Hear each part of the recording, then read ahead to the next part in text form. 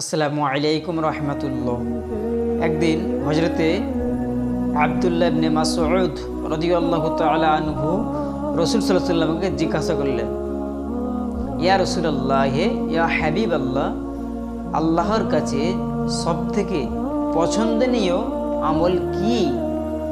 সেই সময় রাসূলুল্লাহ সাল্লাল্লাহু আলাইহি সাল্লাম বললেন, আল্লাহর কাছে পছন্দনীয় আমল হলো সেটা যে ব্যক্তি নির্দিষ্ট সময়ে 5 ওয়াক্ত নামাজ আদায় করবে। হযরত আব্দুল্লাহ ইবনে মাসউদ রাদিয়াল্লাহু তাআলা আনহু আবার জিজ্ঞাসা করলেন, ইয়া রাসূলুল্লাহ, তারপরে আল্লাহর কাছে পছন্দনীয় আমল কি? সেই সময় রাসূল সাল্লাল্লাহু আলাইহি সাল্লাম বললেন, পিতা মাতার সাথে ভালো ব্যবহার করা, পিতা মাতার খিদমত করা হলো আল্লাহর কাছে পছন্দনীয় আমল।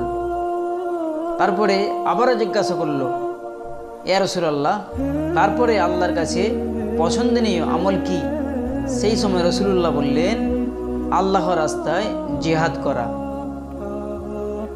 বুখারী শরীফের হাদিস, হাদিস নম্বর 5970।